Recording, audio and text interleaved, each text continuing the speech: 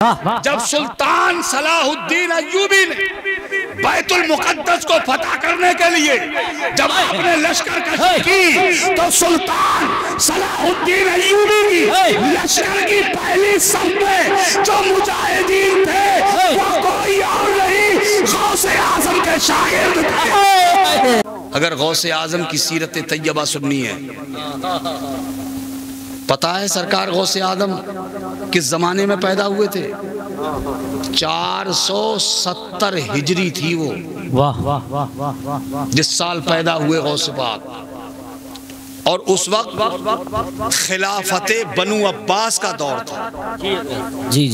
اور خلافت بنو عباس کا جو خلیفہ تھا، آخری خلیفہ المعتصم باللہ نام تھا اس کا، بس اس کی خلافت کا چراغ ٹمٹما رہا تھا، انتشار تھا ملک میں۔ جب حکومت کمزور ہوتی ہے تو ملک میں انتشار ہوتا ہے، افراتفری ہوتی ہے، پھر نظام قائم نہیں رہتا، قانون کا راج نہیں رہتا ہے۔ جب حکومت کمزور ہوتی ہے تو ملک کمزور ہو جاتا ہے۔ ایسے ہی اس زمانے میں خلیفہ بنو عباس کمزور تھا تو اسلام اتنا کمزور ہو چکا تھا، اتنا کمزور ہو چکا تھا۔ سنا ہے آپ نے حضور غوث اعظم جنگل سے تشریف لا رہے ہیں، راستے میں ایک نحیف ناتواں کمزور ایک شخص بیٹھا ہے، ہاتھ پیر کانپ رہے ہیں اس کے۔ حضور غوث اعظم نے اس کو دیکھا، دیکھ کے رحم آ گیا، آپ نے اس کو ٹچ کیا، چھوا، جیسے ہی آپ نے ٹچ کیا وہ ایک دم توانا تندرست ہو گیا، صحت یاب ہو گیا، اٹھ کے کھڑا ہو گیا۔ سرکار غوث اعظم کو حیرت ہوئی، آپ نے پوچھا بھائی ابھی تو بہت کمزور تھے آپ، اچانک تندرست کیسے ہو گئے؟ تو اس نے کہا اے شیخ عبد القادر جیلانی، پہچانا مجھے میں کون ہوں؟ فرمایا کون ہے آپ؟ کہا میں آپ کے نبی کا دین ہوں، میں آپ کے نبی کا لایا ہوا دین ہوں۔ مجھے زمانے کی حالتوں نے اتنا کمزور کر دیا تھا، مگر اللہ نے آپ کے ہاتھوں میں میرے لیے شفا لکھی ہے۔ آپ کے ہاتھ لگاتے ہی اللہ نے مجھے صحت یاب تندرست و توانا کر دیا۔ اے عبد القادر، آپ عبد القادر تو ہے ہی ہے، آج سے آپ محی الدین بھی ہیں۔ محی الدین اللہ 470 ہجری میں پیدا ہوئے سرکار غوث اعظم۔ آج تم تعلیم سے اتنے پچھڑے ہو میرے بھائیو کہ اپنے بچوں کو پڑھانا تک نہیں چاہتے ہو آپ۔ دیکھو سیرت غوث اعظم۔ ایران ملک میں ایک قصبہ ہے جیلان، اس جیلان قصبے کے قریب میں گاؤں ہے گیلی گاؤں ہے، عربی میں گاف ہوتا نہیں ہے، اس گاف کو جیم سے بدل دیا، ہو گیا جیلی، اسی لیے شیخ عبد القادر جیلی کہا جاتا ہے۔ اس جیلی گاؤں میں پیدا ہوئے تھے حضور غوث پاک۔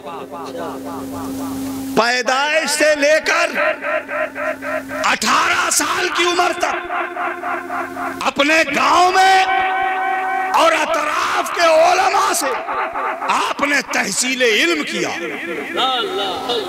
18 سال کی عمر تک حضور غوث اعظم اپنے گھر پہ رہ کے پڑھتے رہے۔ کیا مطلب ہوا اس کا؟ بچہ جب باہر تعلیم حاصل کرنے کے لیے نکلے، اس سے پہلے ہم بچے کی اچھی تربیت کر سکیں، اور یہ ماں کی تربیت کا اثر تھا کہ ایک دن شیخ عبد القادر جیلانی بچپنے میں اپنی ماں کی خدمت میں حاضر ہے، اپنی ماں کا ہاتھ پکڑ لیا اور کہنے لگے ماں اپنے بیٹے عبد القادر کو معاف کر دے۔ سبحان اللہ بولیں گے آپ لوگ؟ ماں اپنے بیٹے کو معاف کر دے۔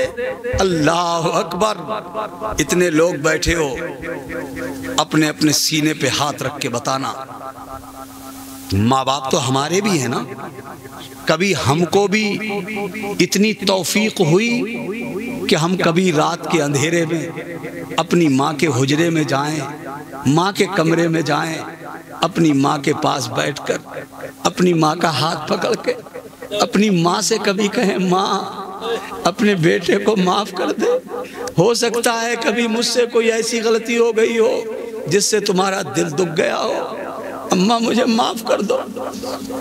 مانگی ہے معافی کبھی؟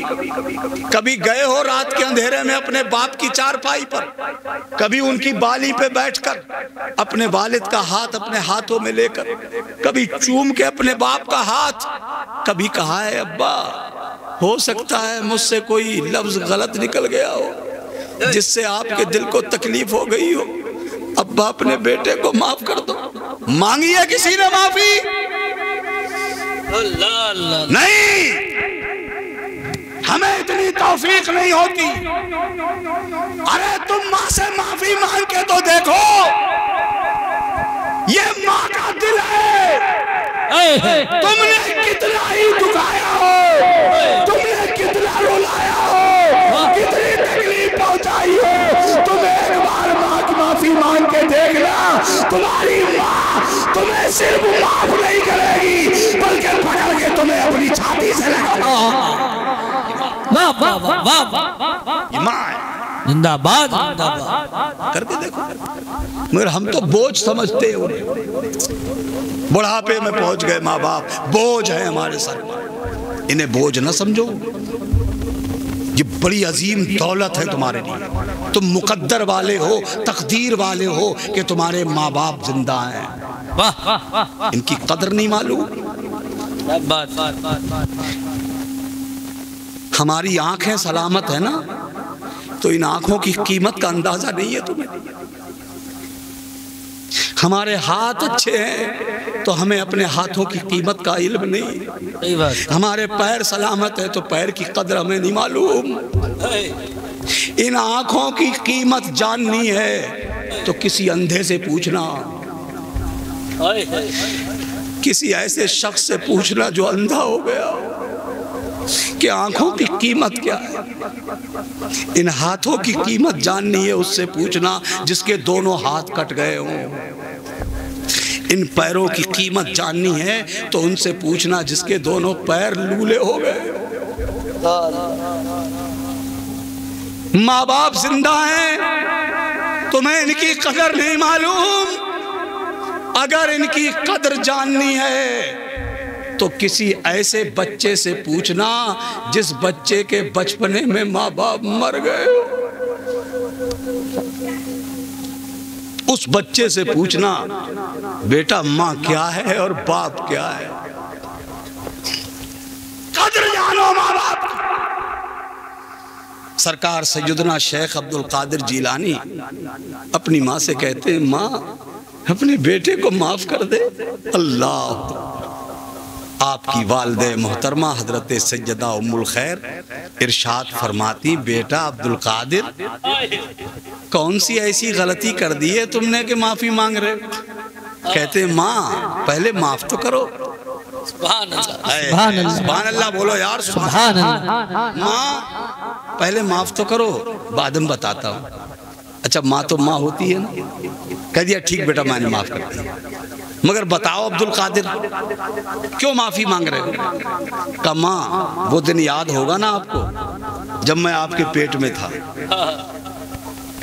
اور ہمارے مکان کی یہ دیوار پر انگور کی بیل پھیلی تھی، اس پر ایک خوشہ تھا انگور کا بڑا خوش رنگ، آپ کی اشتہا جاگی، خواہش ہوئی کہ انگور کھا لیں، آپ انگور توڑنے کے لیے بڑی ہاتھ بڑھایا کہ انگور توڑے، ماں آپ نہیں دیکھ پائی تھی مگر آپ کے بیٹے عبد القادر نے دیکھ لیا تھا۔ بیٹا کیا دیکھ لیا تھا تم نے؟ کہا ماں اس انگور کے خوشے کے اندر ایک بچھو بیٹھا تھا، اگر آپ ہاتھ لگاتی ہو سکتا ہے وہ بچھو آپ کو ڈس لیتا، اس لیے ہاتھ لگانے سے پہلے میں نے آپ کے پیٹ میں ہلکی سی کروٹ لے لی۔ سبحان اللہ، سبحان اللہ، میں نے ہلکی سی کروٹ لے لی، آپ کو تکلیف ہوئی، آپ بیٹھ گئی تھی نا، کہاں بیٹا، کہ ماں وہ جو تکلیف ہوئی تھی اسی کی معافی مانگتا ہوں۔ اللہ اکبر، ہم کتنی تکلیفیں پہنچاتے ہیں اپنے ماں باپ، ہم کبھی معافی نہیں مانگتے، ہم کبھی اپنے ماں باپ سے معافی کے طلبگار نہیں ہوتے۔ 18 سال کی عمر تک حضور غوث اعظم وہیں پہ جیلی گاؤں میں رہ کر کے پڑھے، اور جب 18 سال کی عمر ہو گئی اس کے بعد شیخ عبد القادر جیلانی نے اپنی والدہ محترمہ سے اجازت چاہی، ماں مرکز علم بغداد ہے، جانا چاہتا ہوں۔ ماں نے اجازت دی۔ 18 سال کی عمر میں چلے تھے غوث اعظم بغداد شریف پڑھنے کے لیے۔ کون سی عمر میں گئے تھے؟ 18 سال کی عمر میں۔ اور جب بغداد پہنچے تو میاں، آج تو ہم لوگ مدرسوں میں جاتے ہیں 8-10 سال، 8 سال 6 سال کاٹنا مشکل ہو جاتے ہیں۔ غوث اعظم نے لگاتار 20 سال تک، قاری اشرف صاحب سنو غور سے، یہ تمہارے کام آئیں گے۔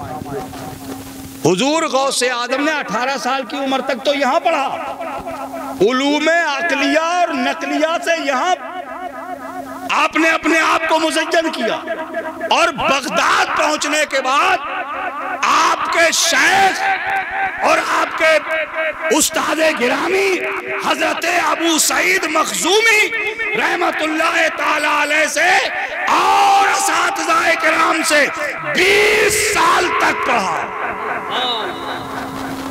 کتنی سال تک پڑھا؟ 20 سال۔ 20 سال۔ اور 20 سال پڑھنے کے بعد اسی مدرسے میں آپ نے پڑھانا شروع کیا۔ سبحان اللہ، سبحان اللہ۔ سرکار، ہم تو صرف کرامتیں دیکھتے ہیں، کرامتیں۔ حضور غوث اعظم کی یہ تعلیمی زندگی تو دیکھو، زندگی ہے پوری حیات سرکار غوث اعظم کی یا تو پڑھنے میں گزری یا پڑھانے میں گزری۔ 20 سال پڑھنے کے بعد سرکار غوث اعظم نے اسی مدرسے میں رہ کر پڑھانا شروع کیا، اور جب پڑھانا شروع کیا تو 1-2 سال تک نہیں پڑھایا، لگاتار 33 سال تک حضور غوث اعظم نے درسگاہ میں تعلیم دی، اور آپ کے تعلیم کا فیض کا یہ عالم تھا کہ ہر سال حضور غوث اعظم کی درسگاہ سے 3000 علماء فارغ ہوتے تھے۔ سبحان اللہ، سبحان اللہ۔ جن بچوں کی دستار بندی ہوتی تھی وہ 3000 ہوتے تھے ہر سال، اور جو فارغ ہوتے تھے نا وہ کوئی معمولی لوگ نہیں ہوتے تھے، اپنے زمانے کے آفتاب و مہتاب۔ وہ خالی ضربہ یضربو کی گردان نہیں کرتے تھے، پھالا پھالا پھالو نہیں کرتے تھے، وہ صرف یہی نہیں کالا کالا رسولو کالا اللہ ہو یہی سروس نہیں کرتے تھے، وہ جتنے دین کے عالم ہوتے تھے اتنے ہی میدان جنگ کے غازی ہوتے تھے۔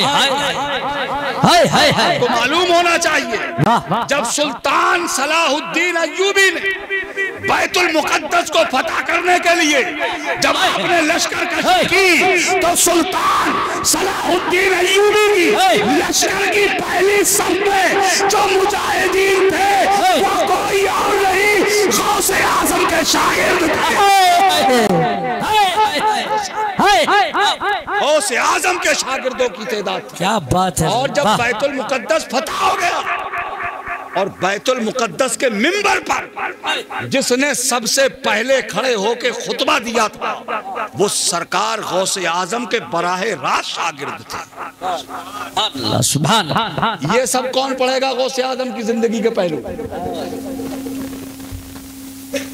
وہ سنتے ہو نا آپ اس کے سرکار غوث اعظم کی مجلس وعظ کی محفل ہوتی تھی۔ ارے میاں، سرکار غوث اعظم جو درسگاہ میں پڑھاتے تھے، عالم یہ تھا کہ مدرسہ نظامیہ تنگ پڑ گیا، پوری دنیا سے تشنگانے علم اپنی پیاس بجھانے شہنشاہ بغداد کی بارگاہ میں جاتے تھے۔ آپ کے فیض کا دریا بہ رہا تھا، آتے تنگ پڑ گیا مدرسہ، تو حضور غوث پاک کی درسگاہ میں، ان کی کلاس میں جو بچے پڑھنے آتے تھے وہ اتنے ہوتے تھے کہ مدرسے میں سماتے نہیں تھے، تو آپ کے کلاس کا انتظام فصیل شہر کے باہر، شہر سے باہر، پہلے چونکہ قلعے وغیرہ ہوتے تھے نا شہروں کے ارد گرد، تو جو دیوار ہوتی تھی چاروں طرف اس کو فصیل کہتے ہیں، اس کے باہر، شہر کے باہر فصیل شہر سے آپ کی کلاس کا انتظام ہوتا تھا، وہاں بیٹھ کے پڑھاتے تھے آپ۔ یہ جو پڑھتے ہو نا کہ غوث اعظم کی مجلس میں، ایک ایک مجلس میں 70 ہزار کے مجمع ہوتے تھے، سنتے ہو نا، یہ وہی مجلس ہوتی تھی، اور جو پڑھنے والے ہوتے تھے جنہیں واعظ کرتے تھے سرکار غوث اعظم، ان میں 500 اصحاب قلم اور کاپی لے کے بیٹھتے تھے، حضور غوث اعظم کی تقریر کا ایک ایک جملہ، ایک ایک لفظ نوٹ کرتے تھے، لکھتے تھے غوث اعظم کی تقریر۔ اور یہ جو تقریر لکھنے والے لوگ ہوتے تھے نا، یہ کسی ایک فن کے ماہر نہیں ہوتے تھے، یہ بھی قابل غور ہے۔ کوئی نحوی ہوتا تھا، کوئی صرفی ہوتا تھا، کوئی علم حدیث والا ہوتا تھا، کوئی علم قرآن والا ہوتا تھا، کوئی علم کلام والا ہوتا تھا، کوئی اصول فقہ والا ہوتا، اصول حدیث والا ہوتا، صوفی ہوتے، سالک ہوتے، سب ہوتے۔ غوث اعظم کی گفتگو آسمان کے ابر کی طرح ہوتی ہے، جیسے آسمان کا بادل جب برستا ہے تو ساری زمین کو ایک جیسا فائدہ پہنچاتا ہے نا سب کو، ایسے ہی غوث اعظم کی تقریر ہوتی، بیان کرتے آپ تو ہر ایک کو اس کے فن کے مطابق حصہ پہنچتا تھا۔ یہ سرکار غوث اعظم کی مجلس ہوتی تھی، اور آپ اللہ کی وحدانیت کا درس دیتے، خدا سے ڈراتے، اور آپ فرماتے کہ اللہ سے ڈرنے والے بندے ہمیشہ کامیاب ہوتے، وہ کبھی ناکام نہیں ہوتے، اور وہ یہ سبق دیتے، اے بندو، دنیا تمہیں اپنے آگے جھکانا چاہتی ہے، مگر تم دنیا کے آگے مت جھکو، اللہ نے وعدہ کیا ہے کہ میرے بندو تم میرے آگے سر جھکاؤ، میں تمہارا سر کسی اور کے آگے جھکنے نہیں دوں۔ یہ سبق دیتے سرکار غوث اعظم۔ بہت لمبی تقریر ہو گئی، اب بقیہ انشاءاللہ حضور غوث اعظم کی سیرت طیبہ سے متعلق اگر گفتگو اس کا بھی سننی ہو تو پھر کسی موقع پر یہ بلالی صاحب کا بھی کرم فرما دیں گے تو انشاءاللہ ملاقات ہو جائے گی۔ بہت کامیاب تھا۔ میں یہ چند باتیں میں نے آپ کے سامنے رکھ دی، اللہ تعالیٰ پہلے مجھے پھر آپ سب کو عمل کی توفیق عطا فرمائے۔ میرے بھائیوں، بہت ہوش کے ساتھ زندگی جینے کا وقت ہے۔